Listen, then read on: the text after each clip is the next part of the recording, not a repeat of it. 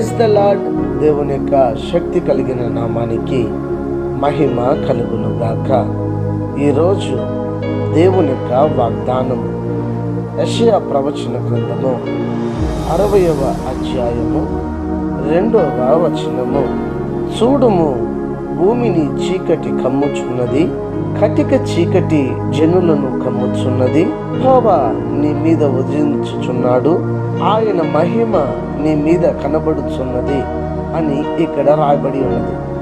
ప్రియులారా, ఈ లోకమంతటా కూడా చీకటి ద్వారా నింపబడి అపవాది ద్వారా నడిపించబడుతున్నప్పటికీ ఒక ప్రత్యేకమైనటువంటి ఒక గుంపు జనాంగము వెలుగులో దేవుని యొక్క మహిమ చేత నింపబడి ఈ లోకంలో జీవించుచున్నారు.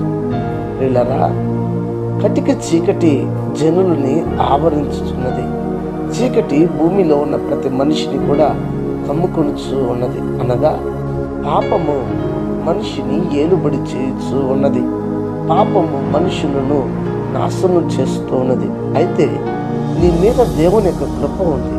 నీవు పాపము చేయడానికో మరి నీవు పాపానికి దాసుడుగా ఉండడానికో కాదు, కానీ ఆయన మహిమను పొందిన నీవు, ఆయన మహిమ పొందుకున్న నీవు, ఆయన మహిమ నీ మీద ప్రకాశిస్తుండగా ఆయన కోసం ఈ లోకంలో ప్రకాశించాలి.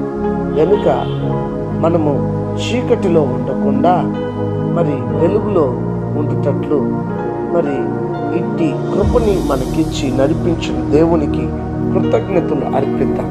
అయితే చీకటిలో మనం పడకుండా, చీకటి మనల్ని ఏలుబడి చేయడానికి వస్తుంది, పాపము మనల్ని వంచిస్తుంది.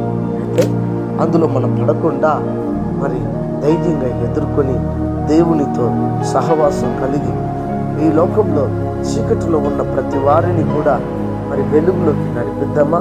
వారి మీద కూడా దేవుని మహిమ ప్రకాశింప చేయమని దేవుని సముఖంలో ప్రార్థన చేద్దామా? ప్రార్థన. పరిశుద్ధుడా, శ్రేష్టమగు నామమునకే స్తోత్ర. ఈ దినము వాగ్దానం చేత మీరు మాతో మాట్లాడారు. చీకటిలో ఉన్న వారందరూ కూడా నీ మహిమను అనుభవించినట్లు ప్రతి వారి మీద కూడా నీ మహిమను విమరించండి. మేము ఏ స్థితిలో ఉన్నా మీరు మమ్మల్ని ప్రేమించారు కనుక మీ మహిమతో మమ్మల్ని నింపారు. సాక్షిగా బ్రతికించి మమ్మల్ని ధరించండి. సన్నిధి తోడుగా ఉండి నడిపించండి. ఆరోగ్యం, ఆర్థిక బంధులో ఉన్న రక్షణ లేని వారికి రక్షణ ఇచ్చి ప్రతి వారు ఆత్మకు సుసిద్ధపరచుకుని క్రీస్తు పేరిట వేడుకుంటున్నాము తండ్రి. ఆమేన్. God bless you.